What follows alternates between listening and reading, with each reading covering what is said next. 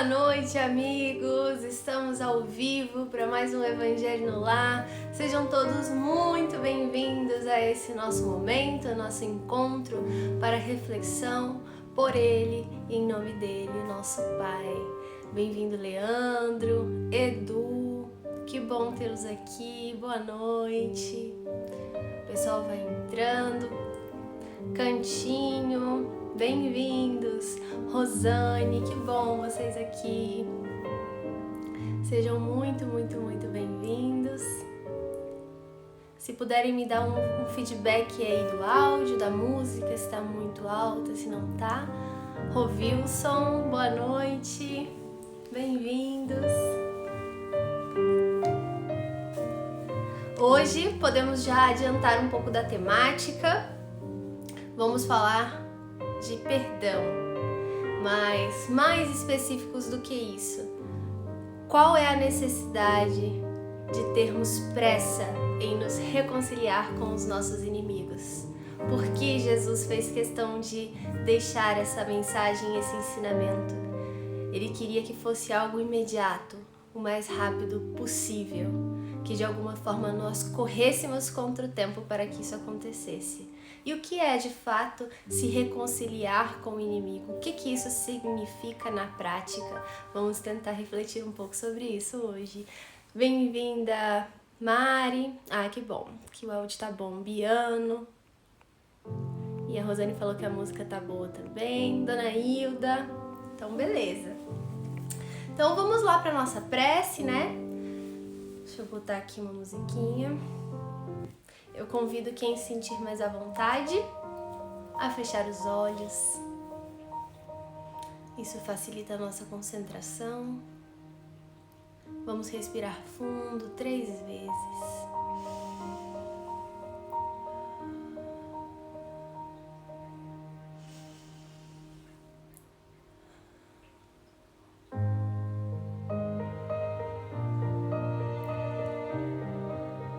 Entrar em conexão com essa energia que toma conta do ambiente onde estamos, permitir sentir a presença dos amigos no plano espiritual,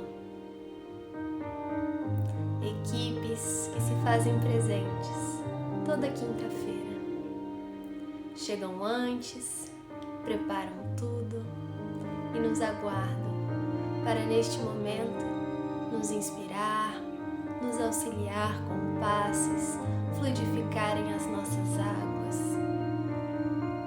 Tanta gratidão a eles. Gratidão aos nossos mentores e mentoras que nos fortaleceram para, apesar de todas as dificuldades, de todos os compromissos e da preguiça, do cansaço, estarmos aqui. Gratidão aos nossos irmãos desencarnados que se façam presentes, tão necessitados quanto nós, de um consolo, de um amparo, de uma inspiração para ver além da dor, além da dúvida, além do medo. Te agradecemos, Pai, pela Tua bondade de nos permitir estar aqui, pelo Teu amor que nos cobre, que percorre todo o nosso ser. Estamos aqui em Teu nome, por Você. Obrigada por toda a proteção que nos permitiu estar aqui. E gratidão ao Mestre Jesus, nosso amigo de todas as horas. Se hoje podemos fazer essas reflexões, é graças a Ele. E Ele se faz presente, também nos inspirando para tentar cada vez mais nos aproximarmos da grandeza dos seus ensinamentos, conseguirmos nos aprofundar neste mar de bênçãos que foi e é o Evangelho. Que assim seja.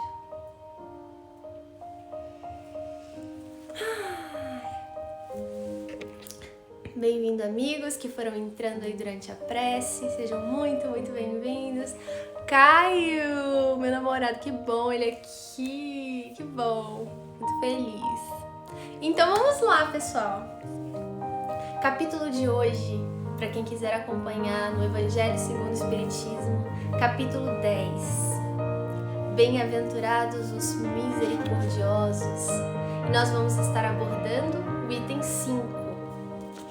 Mas vamos primeiro ler a passagem lá do início. Bem-aventurados os misericordiosos. E qual é o subtítulo? Perdoai para que Deus vos perdoe. Então eu já vou começar fazendo uma pergunta para vocês diante desse subtítulo aqui. Vocês acham que o nosso Pai, Deus, precisa nos perdoar? Existe um perdão que saia dele em relação a nós por causa das nossas faltas? Vocês acham que sim ou acham que não? Coloquem aí nos comentários e reflitam sobre isso também. Porque vamos parar para pensar nos atributos de Deus que os Espíritos nos trouxeram como uma tentativa, ainda muito tênue, de que começássemos a compreender a grandeza desse ser, desse paizão. O nosso Pai, ele é puro, puro amor, ele é a fonte do amor. Ele é a fonte da paz, da bondade, da misericórdia, de tudo que é bom. Se nós pensarmos que o nosso Pai precisa nos perdoar, é porque em algum momento ele se ofendeu conosco. É porque em algum momento uma atitude nossa o magoou e ele precisa nos perdoar. Faz sentido pensar no nosso Pai dessa maneira? Que ele precisa nos perdoar. Faz sentido a gente imaginar então Jesus, que é uma figura mais próxima, mais palpável para nós. Ele perdoava alguém? Ele se magoou com alguém, apesar de ter sido extremamente atacado durante o seu tempo aqui encarnado na Terra para nos ajudar? Conseguimos perceber em algum momento Jesus magoado, chateado com alguém? Ou parecia que dele só vinha amor, só vinha indulgência, benevolência? Ele ensinava sobre o perdão. E mesmo naquele momento na cruz, ele não pediu para que o nosso Pai o ajudasse a nos perdoar, como se estivesse ofendido pelo mal que o fizemos. Não. Ele pediu: Pai, perdoa-lhes, porque eles não sabem o que fazem. Então ele mesmo, ele mostrou que apesar de tudo que passou, de cada detalhe, de cada negação, de cada blasfêmia, de cada calúnia, de cada deboche, ele não precisava perdoar, porque ele entendia que nós apenas não tínhamos ainda capacidade de ter noção do que estávamos fazendo, de como estávamos agindo. E essa frase dele, Pai, perdoa-lhes, porque eles não sabem o que fazem. Será que ele está então pedindo para o nosso Pai, Deus, nos perdoar porque o nosso Pai sim estaria magoado? Faz sentido que se Jesus não se magoe, Deus fosse se magoar? Deus, a perfeição máxima, tudo vem dele. E se Jesus, já tão adiantado, tão evoluído, já não se magoava e, portanto, não precisava sequer perdoar, quem dirá Deus? Essa frase dele foi então para nos ensinar algo sobre o perdão. Foi mais um sentido figurado, metáforas por trás do que ele realmente queria nos ensinar. O quanto é importante perdoar, entendendo que o outro, quando nos magoa, não sabe o que faz, não sabe o que está fazendo, ainda precisa evoluir para conseguir atingir um outro patamar de consciência. E aí então aquilo que ele fez já não fará mais. Daquela forma que ele enxerga, já não enxergará mais. E quem sabe nós, ao longo do tempo, não percebamos que éramos nós os errados naquele ponto. Tanto acreditávamos estar certos e talvez não estivéssemos. A Daniele está falando, esse pensamento vem da tentativa de humanizar Deus. É isso. A gente faz isso com muita frequência. E é normal, é natural, porque para nós a figura de Deus ainda é algo tão abstrato, é tão difícil, não é palpável ainda para o nosso entendimento. Então quando a gente tenta sondar Deus, a gente acaba humanizando Deus, assim como a gente humaniza a todo tempo Jesus. Não era porque ele estava num corpo de carne que ele era um espírito imperfeito como nós. Ele topou padecer num corpo de carne, passar por tudo que ele passou, mas enquanto espírito, ele já tinha determinado entendimento muito evoluído. Consciência de si, consciência do todo. Como espírito crístico, ele inclusive conversava com Deus pelo pensamento. Vocês imaginam o que é, de fato, escutar a Deus pelo pensamento? Isso é incrível. Isso é incrível. Então vamos tentar abstrair, ir mais profundo, nos aprofundarmos nesse mar de ensinamentos e ir além do que um simples olhar muito superficial consiga ver. O que é então que nós precisamos aprender em relação ao perdão?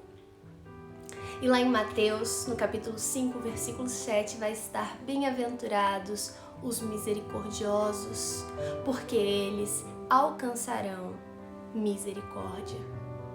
Misericórdia de quem? No início podemos pensar que essa misericórdia vai ser do nosso Pai. Mas quem sabe talvez essa misericórdia não seja do nosso próximo. Quanto mais conseguirmos ter facilidade em fazer isso quando somos nós os magoados, talvez mais o outro, quando for magoado por nós, consiga fazer o mesmo. Quanto mais nós formos misericordiosos, mais conseguiremos inspirar o outro a ser também, ainda que nós não tenhamos nada a ver naquela relação específica. A misericórdia, a fonte da misericórdia já é o nosso Pai. Ele já é misericordioso com a gente, embora não mereçamos. Ele nos ama já profundamente e completamente. Ele não está aguardando a nossa melhora, a nossa perfeição para então nos amar mais, melhor, nos oferecer mais. Não. Ele já nos oferece tudo o que precisamos agora. E Ele vai sempre nos oferecer somente o necessário. Porque é isso que faz quem ama. Quem quer fazer no outro brotar essa autossuficiência. Enxergar que somos capazes de caminhar pelas próprias pernas.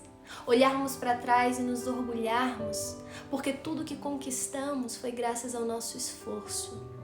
Há muito suor, muitas lágrimas, muita renúncia de nós mesmos.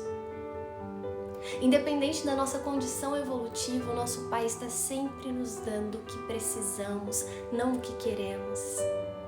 Até mesmo quando Jesus esteve aqui, assim Ele fez em relação a Ele, o Espírito Crístico. E Jesus, na sua confiança plena no Pai, sabia que tudo o que Ele permitia acontecer tinha o seu porquê. Cada vez mais entendemos que somos braços, somos pernas, somos a fala, somos a presença do nosso Pai. Aonde quer que Ele nos plante, aonde quer que Ele nos coloque, o nosso propósito é servir, é colaborar para o bem, é somar na luz, é iluminar onde ainda há escuridão. E essa escuridão vem de Deus? O mal vem de Deus? As trevas vêm de Deus? Não. Que sentido faz um pai amoroso criar alguns espíritos de luz e outros de sombra? Criar o bem, mas também criar o mal? Como vai vir o mal de uma fonte que só é amor, que só é paz, que só é bem? Não tem como sair de uma fonte tão pura algo ruim. Então o mal vem das nossas próprias escolhas, porque ele nos faz neutros. Simples, ignorantes, completamente neutros. E por muito amar, ele nos dá a liberdade de escolher.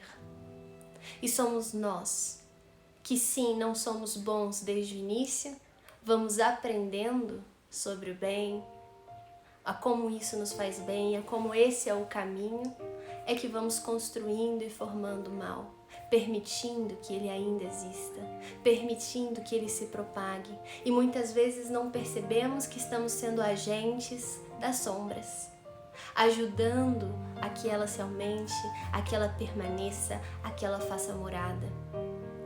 Quando nós não somos misericordiosos, quando nós não perdoamos, nós estamos agindo em nome da sombra, porque nós estamos plantando sementes que não darão bons frutos, não só em nós, mas no outro também. Essa é uma fala de Jesus que acabamos de ler. Vamos ler a próxima, que vai estar em Mateus, capítulo 6, versículos 14 a 15. Se perdoardes aos homens as ofensas que vos fazem, também vosso Pai Celestial vos perdoará os vossos pecados. Mas se não perdoardes aos homens, tampouco vosso Pai vos perdoará os vossos pecados. Mais uma vez, será que é o nosso Pai que precisa nos perdoar? Nós que sabemos que Jesus nem sempre falava numa linguagem literal, na maioria das vezes não era. E ele sabia que a cada época, cada um precisava ouvir de uma maneira para apreender aquele ensinamento. Por quanto tempo nós vimos que foi necessário causar esse medo do castigo, do porvir, do inferno, para que os homens começassem a andar na linha. Desde ali da lei de Italião, dos 10 mandamentos, nós começamos a perceber essa necessidade de colocar freios para nós que estávamos desenfreados.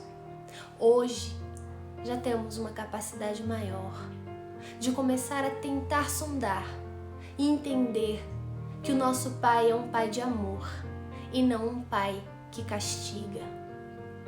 É um Pai que educa, sim, mas educar é diferente de castigar.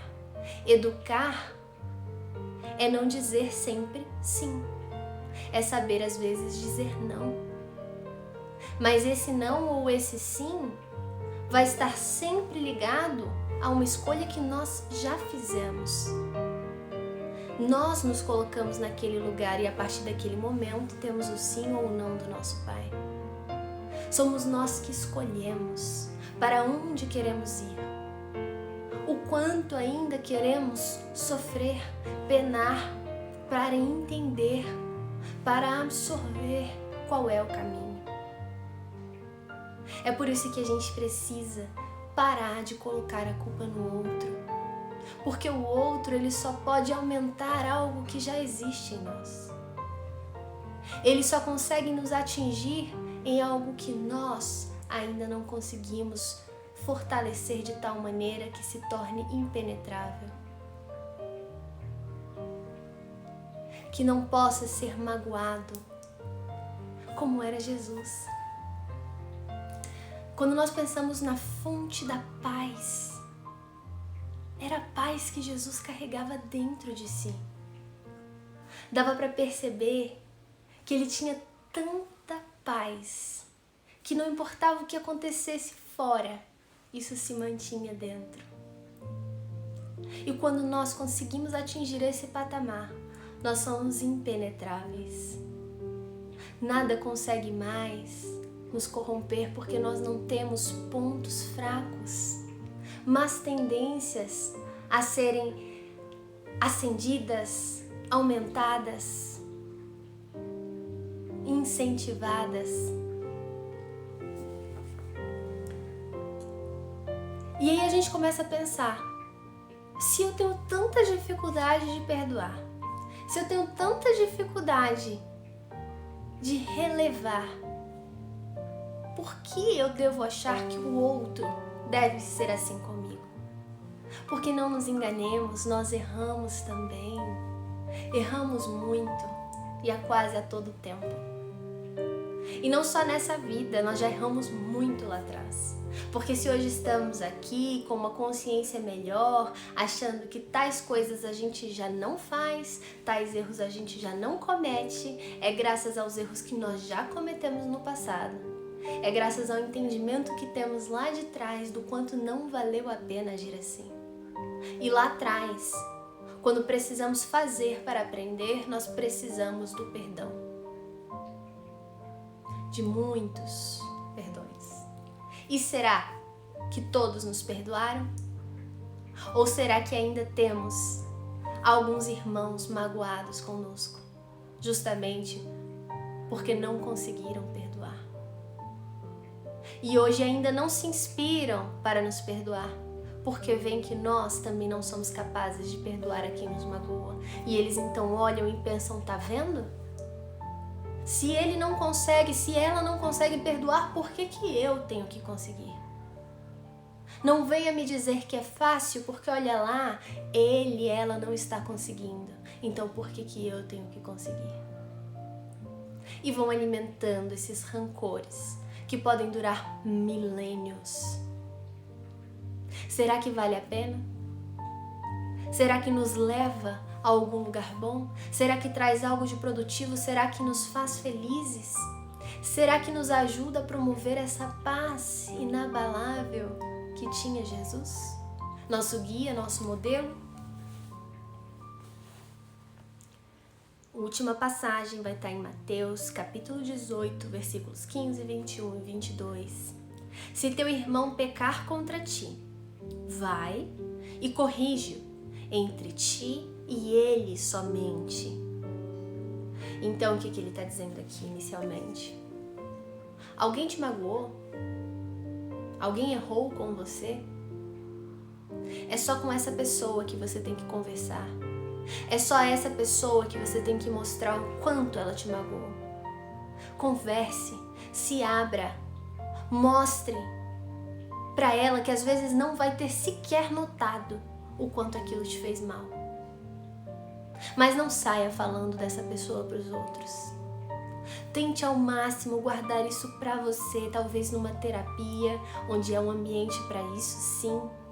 Mas tentar ao máximo não sair falando para os amigos, para os familiares, e isso ir se aumentando, denegrindo a imagem daquela pessoa simplesmente porque estamos magoados. O que nos leva a querer contar para o outro o que nos fizeram?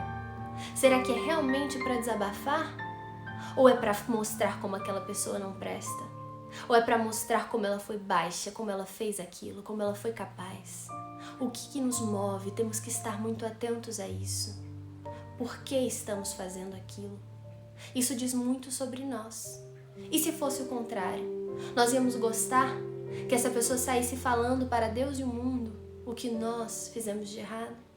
Aumentando a nossa vergonha? Talvez nos estimulando a não querer mudar? O que estamos causando no outro com as nossas atitudes? Em que momento deixamos de ser vítimas e passamos a ser também ofensores?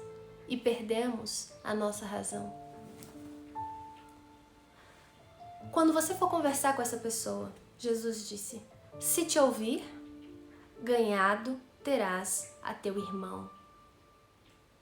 Então ele sabe, aqui ele mostra que ele sabe que tem a possibilidade que ele não te ouça, que você vá tentar conversar e ele não queira papo. e ele não queira entender o mal que te fez, e ele deboche, e ele ironize, e ele diminua aquilo que você está dizendo. Tem essa possibilidade, e nós vamos ver um texto de Emmanuel falando sobre isso hoje. Mas aqui Jesus fala que ele sabe que tem essa possibilidade, mas se ele te ouvir, qual é o benefício disso? Você terá ganhado ao seu irmão, ou seja, você terá transformado um potencial ou um atual inimigo em amigo, em irmão, em alguém que vai querer o seu bem, trabalhar pelo seu bem, torcer por você. Todos nós temos muitos espíritos amigos, anjos, chamem-os como quiserem, que trabalham em nosso favor, que querem o nosso bem, que nos amam e de onde estiverem trabalham por nós. Então é natural que quando alguém nos ajude, esses espíritos trabalhem em favor desse que nos ajudou. Nós vamos criando novos amigos, novas proteções, novos incentivos para o bem. Então esse irmão que podia ser um inimigo, ou já era, e nós transformamos em irmão, não só ele quererá o nosso bem, como também todos aqueles que o amam e que agora também estão contentes conosco, também se afinizaram a nós. Então, chegando-se Pedro a ele, perguntou: Senhor, quantas vezes poderá pecar meu irmão contra mim para que eu lhe perdoe? Quanto eu vou ter que aguentar? Quanto é considerado tolerável para que o outro me magoe? Até que ponto faz sentido eu ser tolerante, eu ser benevolente, eu ser indulgente, misericordioso? E a partir de que ponto já faz todo sentido eu me voltar contra esse irmão? E aí ele pensa, num número bem alto. Ele fala assim: será 7 vezes? E Jesus: não te digo que até 7 vezes, mas até 70 vezes 7 vezes. Aí será que a gente vai lá fazer a continha para ver quanto dá e então pensar depois disso, eu lavo minhas mãos, não preciso mais me esforçar para tolerar, para perdoar? Ou isso aqui também é uma figura de linguagem para mostrar que não existe limites para o perdão? Porque se o amor não tem limite e o perdão é uma demonstração de amor, é o amor na prática, é porque também não tem que ter limites. Nós não precisamos ficar fazendo continhas do quanto temos aguentado, do quanto temos tolerado, a quantos temos perdoado. Todas as vezes que nós fazemos isso, isso conta a nosso favor, porque mostra que estamos progredindo, estamos cada vez mais conseguindo não guardar mágoas, não guardar rancor. Tem coisa melhor do que quando alguém te magoou muito, mas aí você passa um tempo e quando você vai relembrar essa história, seja pelo motivo que for, você não lembra mais direito dos detalhes. E você fica assim, nossa, sabe, como pode ser que eu esqueci dos detalhes, porque na época foi tão tenso pra mim. Isso é algo bom, isso mostra que nós estamos evoluindo. Não estamos nos apegando mais a esses detalhes, a essas mesquinharias. Estamos começando a entender que se trata de algo maior, que aquele irmão está num processo de aprendizado, assim como nós também, errando assim como nós também, mas caminhando em direção ao Pai, assim como nós. E vamos lá para o item 5, reconciliar-se com os adversários. O Tiago colocou aqui, qualquer desilusão incomoda, todavia, sem decepção, não chegamos a discernir o certo do errado. Livro Paz e Renovação, André Luiz. E é isso. Nós, no nosso estágio evolutivo, ainda precisamos do mal para saber o que é o bem. Ainda precisamos passar por situações em que não somos perdoados para entendermos o valor do perdão.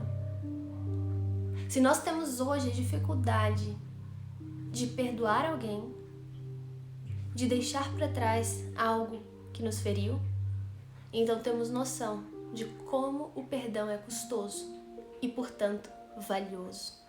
Porque mais mérito temos toda vez que aquilo mais nos causou e precisou esforço. Nos tirou da nossa zona de conforto, exigiu de nós ir além, vencermos a nós mesmos. A essas vozes que nos impedem de progredir, que nos dizem não, ele ou ela não merece o seu perdão, olha o que ela fez. E nós vamos lá e vencemos essas vozezinhas, esses nossos lados do orgulho, da vaidade. Conserta-te sem demora com o teu adversário. Sem demora. O mais rápido possível, corre enquanto há tempo. Por que Jesus falou isso? Por que tinha essa necessidade dessa pressa nessa reconciliação? A gente conta muito com que vai viver até os 80, até os 100, quem sabe? E tendemos a procrastinar, a deixar para amanhã, confiantes de que teremos esse tempo para fazer depois. E os motivos que nos fazem querer fazer depois são inúmeros. Às vezes é por pura preguiça, é pelo cansaço, é pela dificuldade, é pelo quanto isso vai exigir de nós, o quanto isso vai nos cansar mentalmente, emocionalmente. E aí a gente tende a querer ir empurrando para debaixo do tapete, depois eu limpo. Um dia eu vou ter que levantar esse tapete para limpar, mas tem tempo, vamos deixar para depois. Será que nós temos esse depois? Temos esse véu de esquecimento, não sabemos até quando estamos aqui. Talvez hoje seja o nosso último dia. Talvez essas sejam as nossas últimas horas. Talvez amanhã seja o nosso último dia. Talvez tenhamos uma semana, um mês, alguns anos, ou talvez sim, possamos estar aqui até os 80, 90, 100, mas não sabemos. E é justamente por não saber, e esse não saber é proposital, justamente para que hajamos realmente de dentro para fora, sem conhecimentos que vão acabar influenciando nas nossas decisões, é que Jesus nos relembra, corre, se reconcilia com o seu inimigo.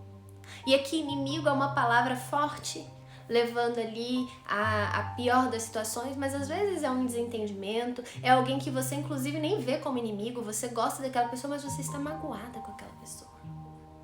Você está magoada.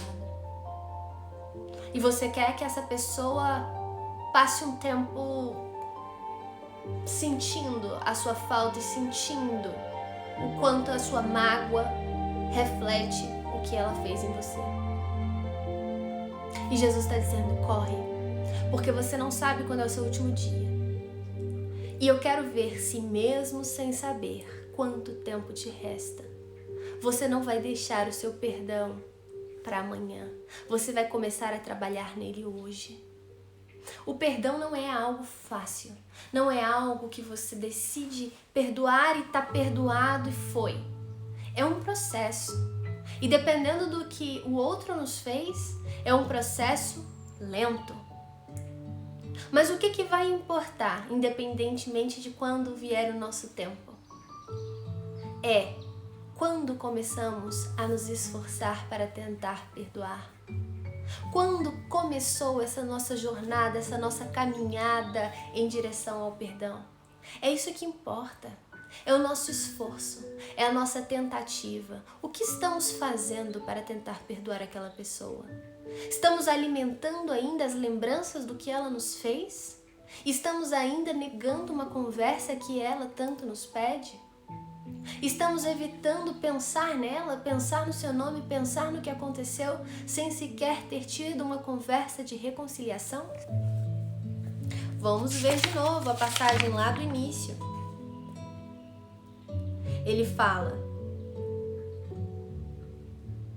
se teu irmão pecar contra ti, vai e corrige-o entre ti e ele somente. Então, tem que ter um movimento nosso de conversa. Ainda que seja uma conversa unilateral, ainda que sintamos que aquela pessoa está completamente fechada, nós teremos feito a nossa parte. Isso não tem preço para a nossa consciência, porque lá na frente nós vamos entender que de quem nós vamos precisar do perdão, além daqueles que tivermos magoados, é do nosso perdão, da nossa consciência. E esse é o mais difícil de todos, porque a gente se cobra muito.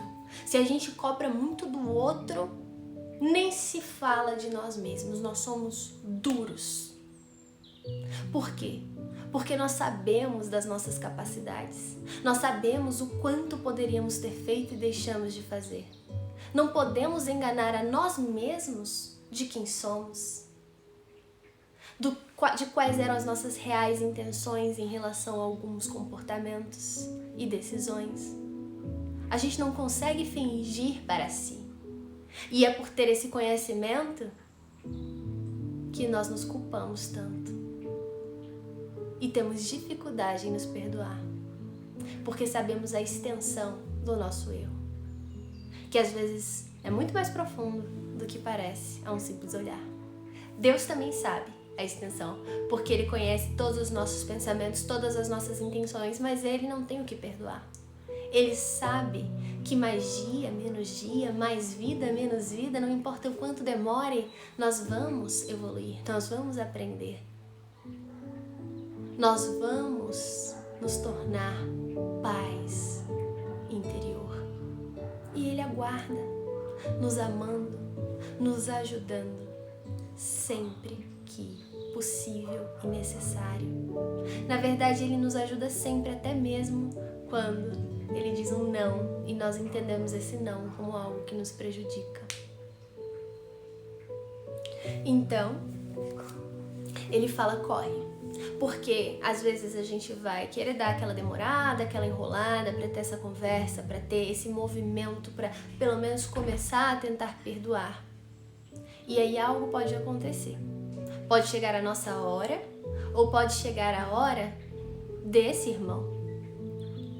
E ele então irá com aquele pensamento, com aqueles sentimentos, com aquela impressão. Geralmente, a mágoa, ela não é só de um lado. O outro também fica com uma questão mal resolvida dentro de si. Às vezes o outro também tem uma visão distorcida, um ponto de vista diferente em relação ao que aconteceu. Então nós temos que estar atentos a isso, para que antes que seja tarde demais, porque em espírito, quando a pessoa está liberta da carne, ela tem uma compreensão, uma lembrança muito maior. Claro que tudo ao seu tempo, mas isso acaba acontecendo. Ela vai ter uma lembrança muito maior e a sua cobrança em relação a nós também será. A sua visão em relação a nós também será. Ela vai estar com a gente no nosso dia a dia, vai estar vendo os nossos comportamentos, aonde nós não estamos nos esforçando, o que nós não estamos fazendo, e vai pensar, tá vendo? É por isso que eu fiz aquilo e é por isso que essa pessoa também não é digna do meu perdão. A questão só piora. Isso faz com que ela possa durar milênios.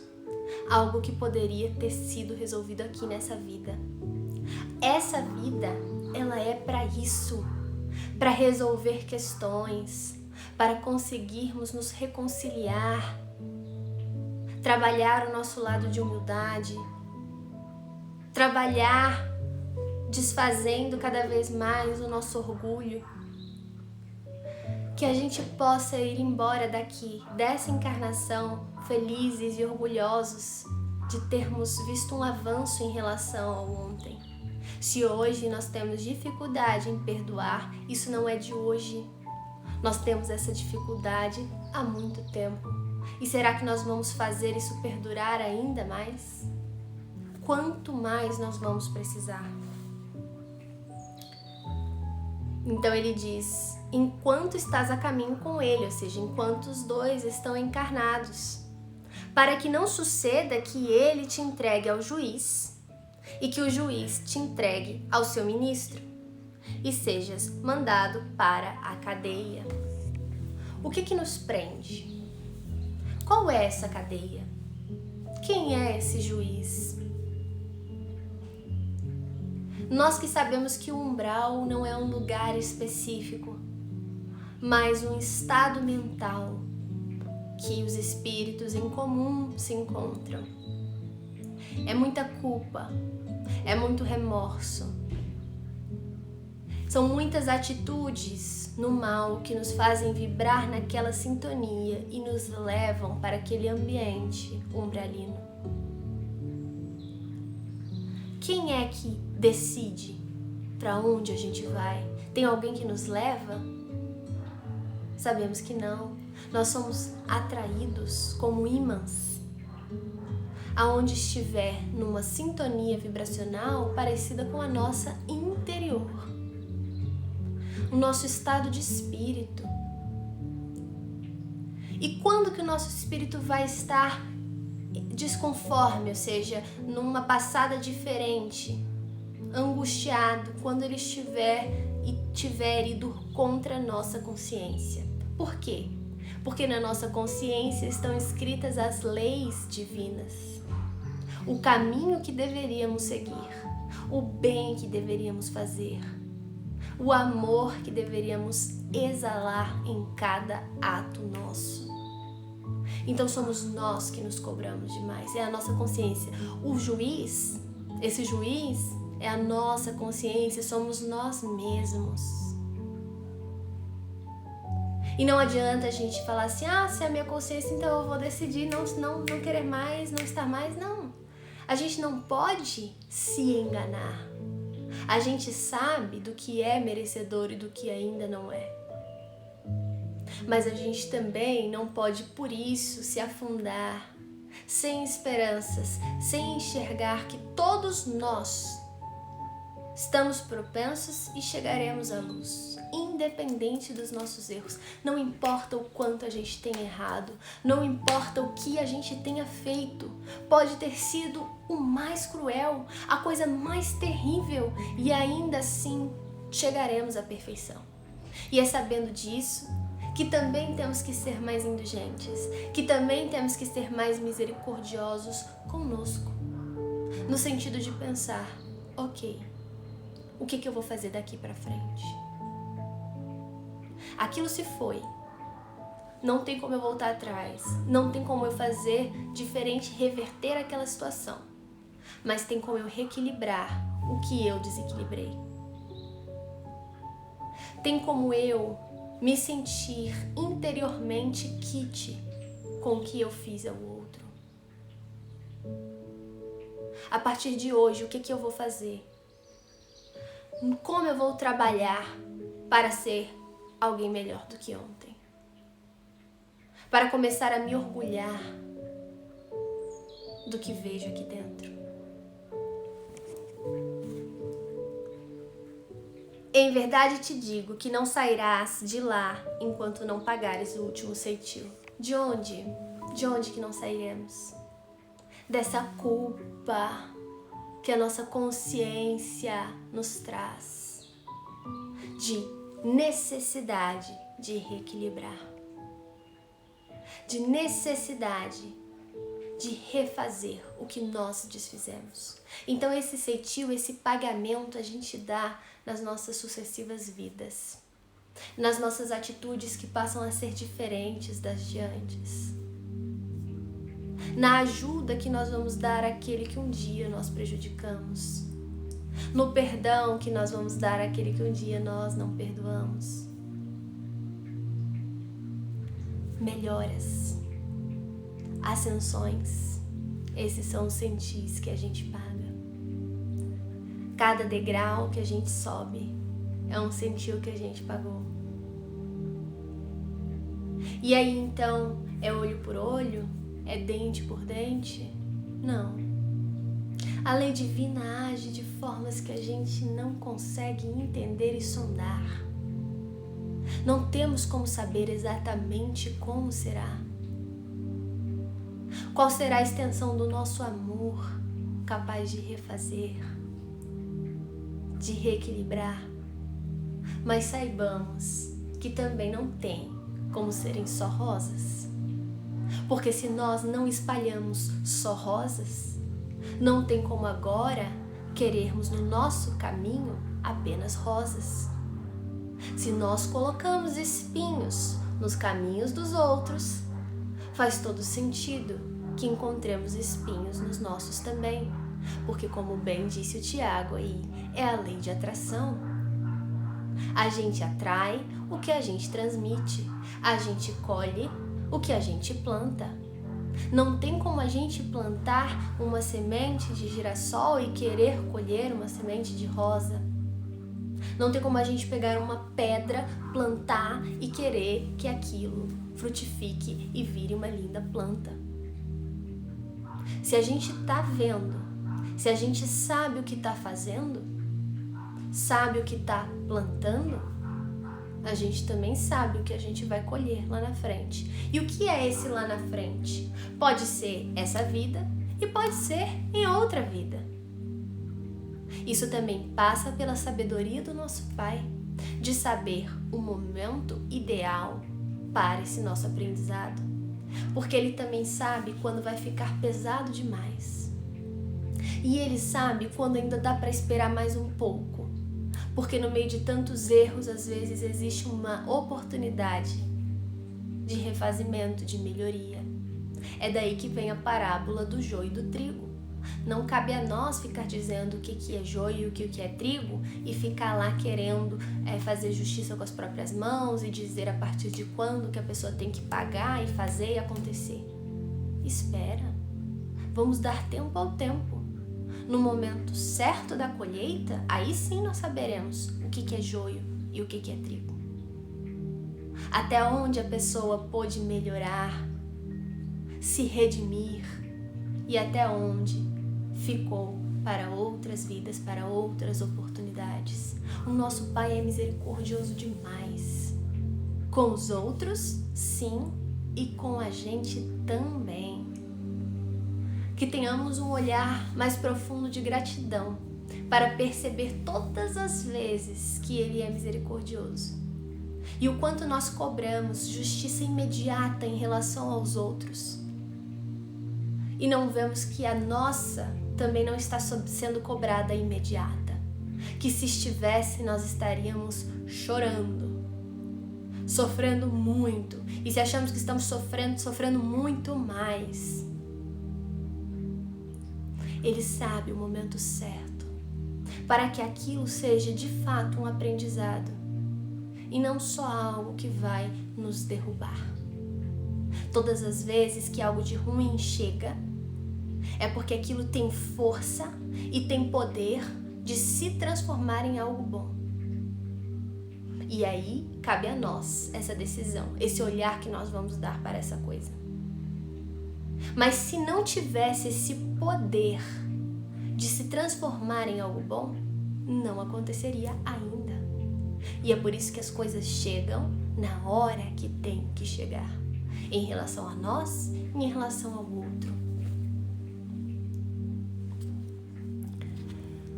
Então, o item 6 diz: há, na prática do perdão e na prática do bem em geral, além de um efeito moral, um efeito também material. A morte, como se sabe, não nos livra dos nossos inimigos. Não adianta a gente ficar enrolando e achar que depois da morte, aquilo foi enterrado junto com a pessoa. Porque a única coisa que ficou ali enterrada foi o corpo, foi a parte material.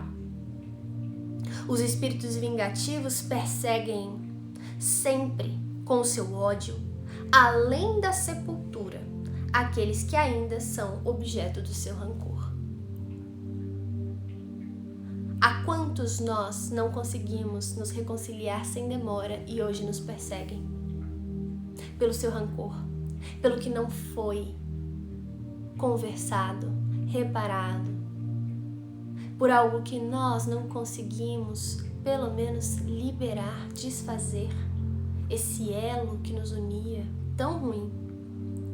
Daí ser falso quando aplicado ao homem o provérbio morto cão acaba a raiva. O espírito mau espera que aquele a quem quer mal esteja encerrado em seu corpo, porque nós sabemos que o corpo é uma prisão, então ele vai esperar a gente estar aqui aprisionado, sem muito poder de conseguir sair de onde está, e assim menos livre, para mais facilmente atormentar, atingindo nos seus interesses ou nas suas mais caras afeições. E é assim que começam os processos obsessivos. É assim que nós sabemos que quando eles não conseguem nos atingir diretamente, eles atingem aos nossos bem-amados, porque sabem que isso vai nos atingir indiretamente. E se hoje nós reclamamos desses obsessores, desses nossos irmãos que nos obsediam, saibamos que, por certo, algo deixamos de fazer enquanto havia tempo. Não fizemos a nossa parte.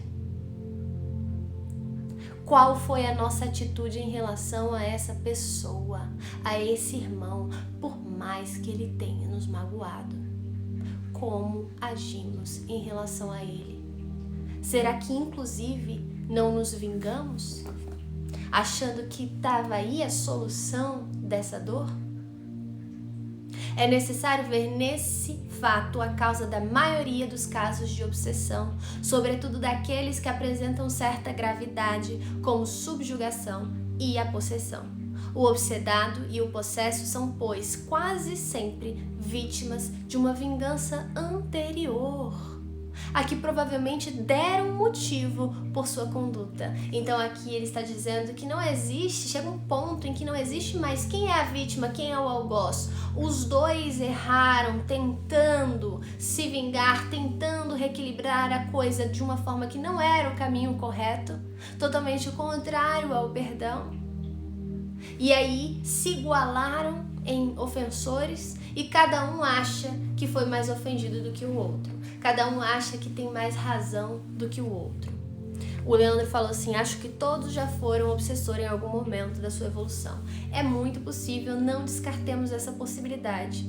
Talvez nós, desencarnados, em algum momento tenhamos sido obsessores desencarnados. Nós sabemos que a obsessão acontece inclusive de encarnado para encarnado ou de encarnado para desencarnado. Mas pensando nesse jeito assim, que é o primeiro que vem à nossa mente e é o caso que se aplica aqui a este item, talvez nós, em algum momento desencarnados, tenhamos sim obsedado pessoas, alguém. Deus permite a situação atual. Então há uma permissão de Deus, porque nós sabemos que nada acontece sem a sua vontade. E por que Ele permite? Para os punir do mal que fizeram, ou se não fizeram, por haverem faltado com a indulgência e a caridade. Mais uma vez, linguagem necessária para o entendimento. Mas o nosso Pai não pune. Quem é que pune? É a nossa própria consciência. E o nosso Pai, que sabe que nós precisamos passar por aquela situação para, enfim, entender o valor do perdão, e entender como dói quando nós magoamos o outro, porque agora estamos sentindo a dor de sermos magoados. Ele permite porque Ele está nos educando.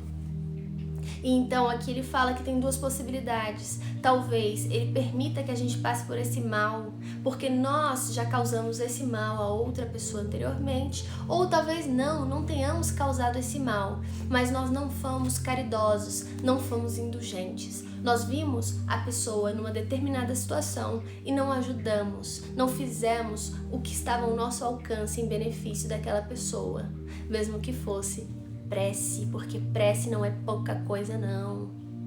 Mesmo que fosse um acolhimento, um não julgamento. A gente sabe que aquela pessoa errou, não foi com a gente, mas aí nos colocamos naquela condição de juízes, apontando o dedo, julgando, fazendo comentários nas redes sociais, criticando o outro, diminuindo, xingando. Isso é não ser indulgente, isso é não ser caridoso, e talvez nós passemos por processos obsessivos por atitudes como essas. por ter agido assim em relação ao outro. Tá aqui no item. Então ele diz: importa, pois, com vistas à tranquilidade futura, reparar o mais cedo possível os males que se tenham praticado em relação ao próximo e perdoar. Então são duas coisas: reparar e perdoar os inimigos, para assim se extinguirem antes da morte todos os motivos de desavença, toda a causa profunda de animosidade posterior. Dessa maneira, se pode fazer de um inimigo encarnado neste mundo um amigo no outro, ou seja, quando ele desencarnar, ao invés dele se tornar de fato um inimigo e agora desencarnado, ele vai se tornar um amigo que do plano espiritual poderá fazer muito por nós. Ou pelo menos ficar com a boa causa, ou seja, às vezes não virou um amigo, porque às vezes essa pessoa, apesar da nossa tentativa de reparação e de perdão, essa pessoa não quis, essa pessoa se fechou. Mas aí o que ele diz aqui?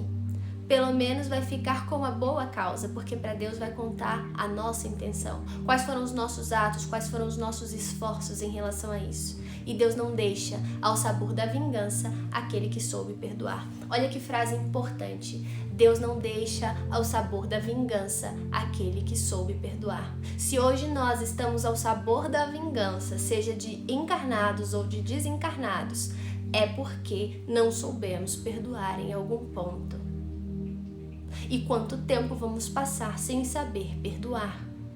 Quando vamos girar a chavinha, fazer diferente, entender que o caminho é esse, é perdoar infinitamente, quantas vezes se façam necessárias, até que um dia chegaremos no estágio de Jesus, de sequer nos ofendermos, de enxergarmos aquele irmão como um espírito em evolução, ainda imperfeito e, portanto, falho. Quando Jesus recomenda que nos reconciliemos o mais cedo possível com o nosso adversário, não quer apenas evitar as discórdias na vida presente, mas também evitar que elas se perpetuem nas existências futuras. Quantas vidas nós vamos ter que passar pelas mesmas situações? Temos aí vários livros, psicografias que nos mostram famílias ou então pessoas individualmente falando que passam milhares de anos, sucessivas vidas, uma atrás da outra, passando exatamente pelas mesmas situações, as mesmas picuinhas, não conseguem girar a chavinha. Não sairás de lá, disse ele, enquanto não pagares o último centil. Ou seja, até que a justiça divina não esteja completamente satisfeita. A nossa consciência cobra que estejamos de acordo com as leis divinas e só então a justiça divina terá se feito. E agora eu vou ler rapidamente o texto do Emmanuel, que vai nos ajudar muito em relação a esses casos que nós fazemos a nossa parte e o outro não quer, o outro zomba, o outro tá de ironia, o outro se recusa. Para haver uma reconciliação, para haver essa atitude de perdão, é necessário que os dois queiram, que os dois façam. Vamos estar então dependentes do perdão do outro? Vamos ver. Esse texto está no livro Pão Nosso,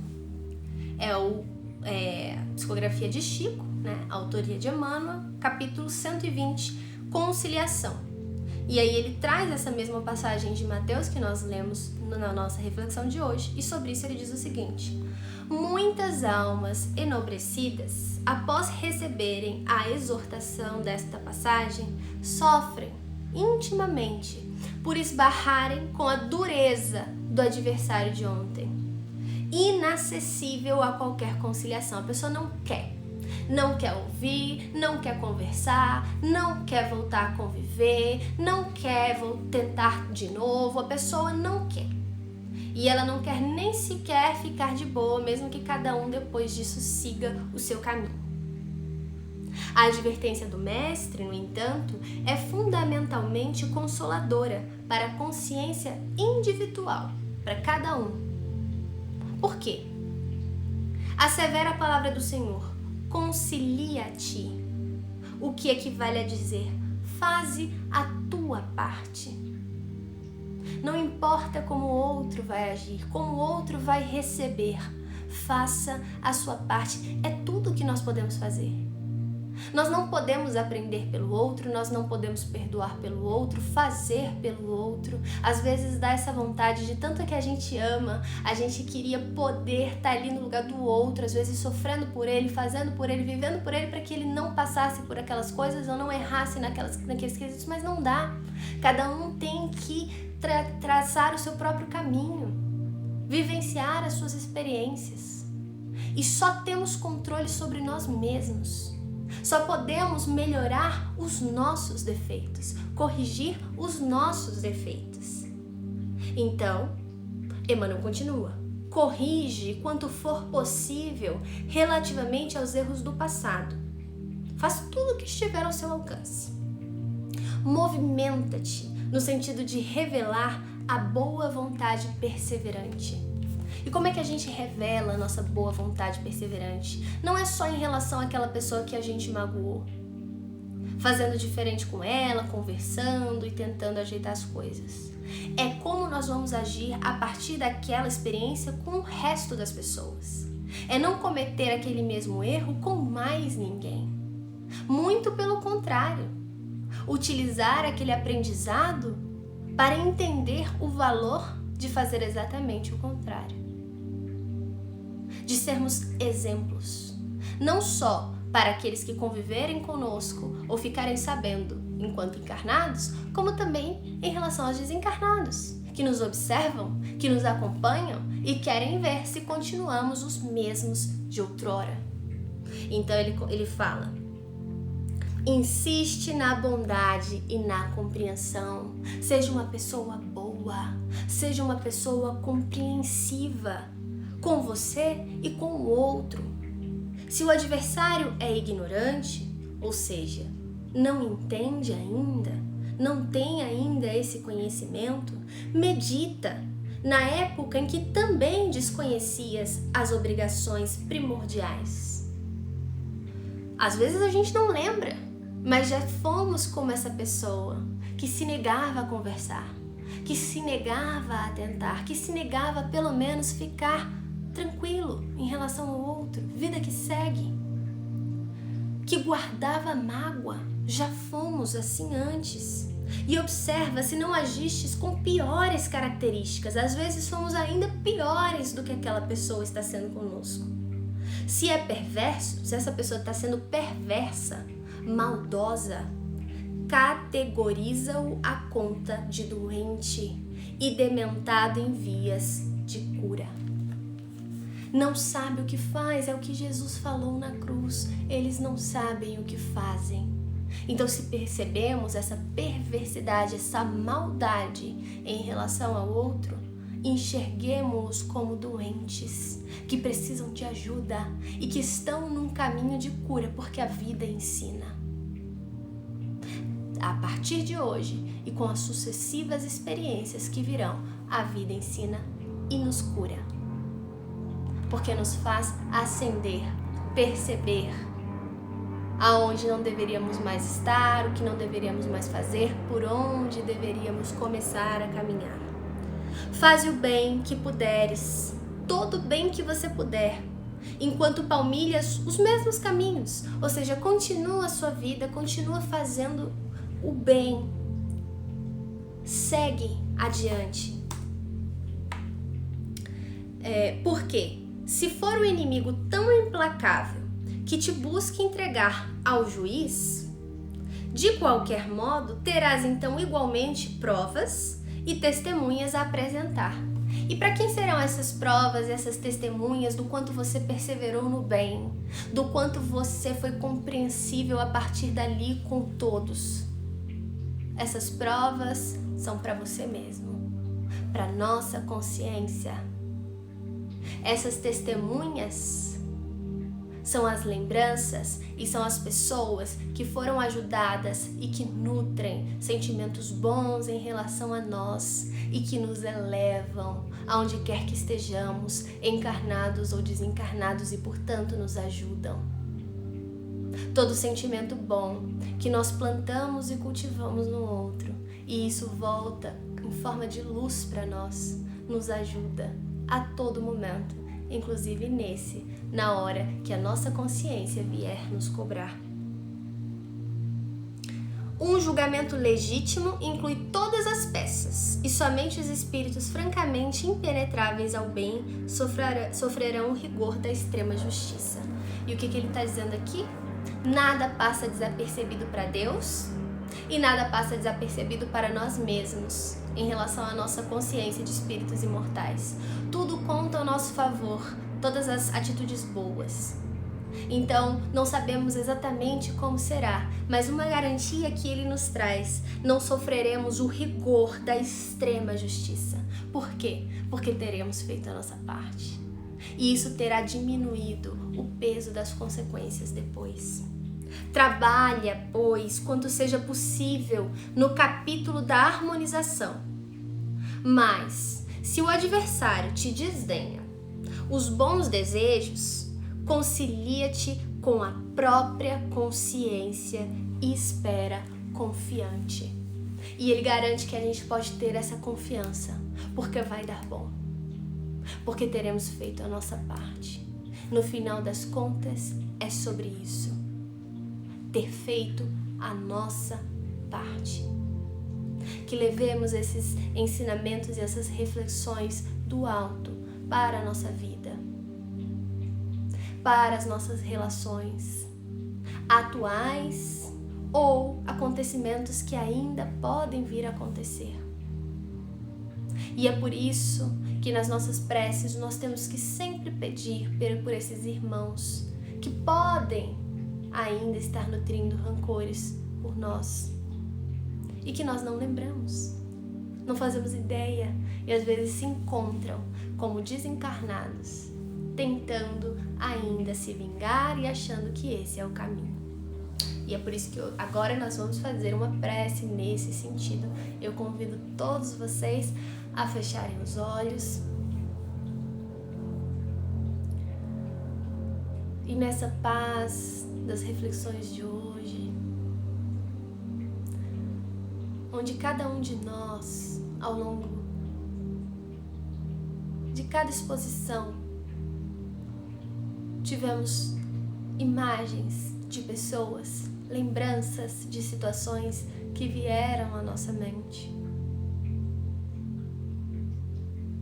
Que possamos, Pai, na nossa mais sincera vontade de melhora, termos forças para fazer isso na prática.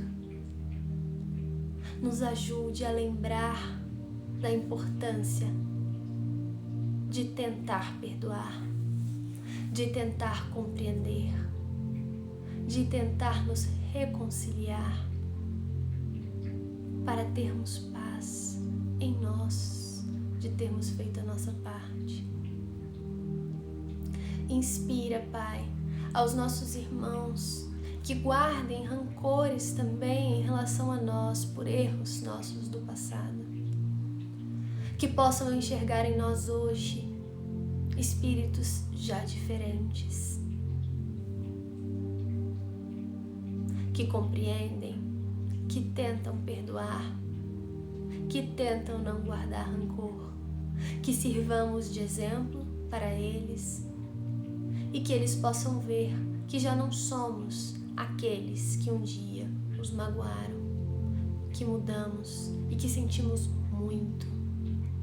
E é por isso que direcionamos essa nossa prece a todos esses nossos irmãos que tenham se sentido magoados por nós, encarnados e desencarnados. Perdão. Nos desculpem pelos nossos atos, pelas nossas falhas. Erramos sim. Estamos aqui querendo fazer diferente. Pedimos, Pai, que as Tuas bênçãos caiam como pétalas de luz sobre esses irmãos,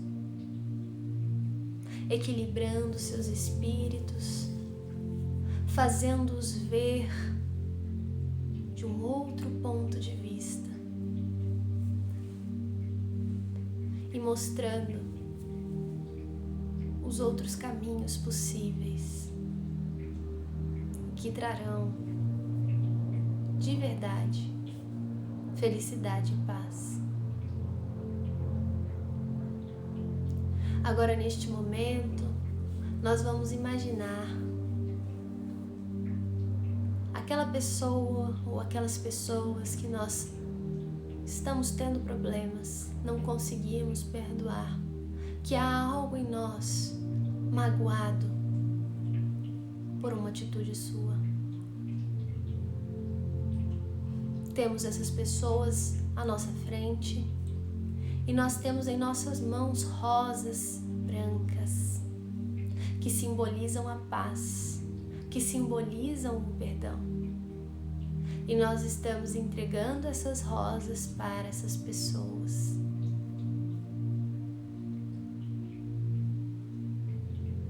E essas pessoas recebem essas rosas, elas aceitam essas rosas.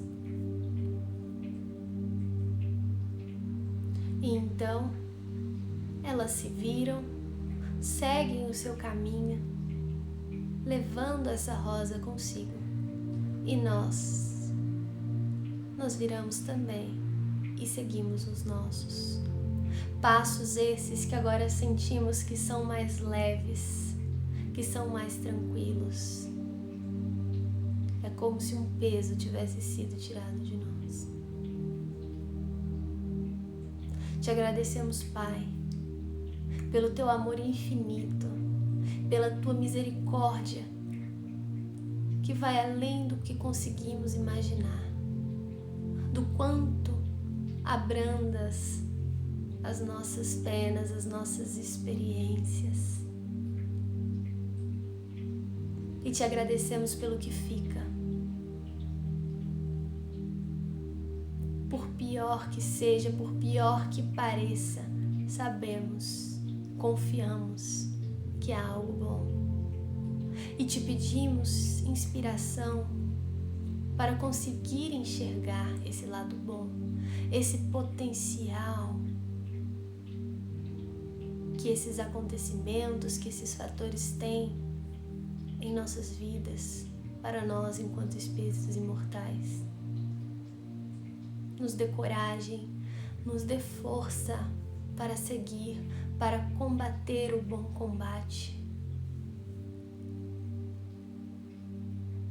Obrigada, Mestre Jesus, por ter nos mostrado que é possível.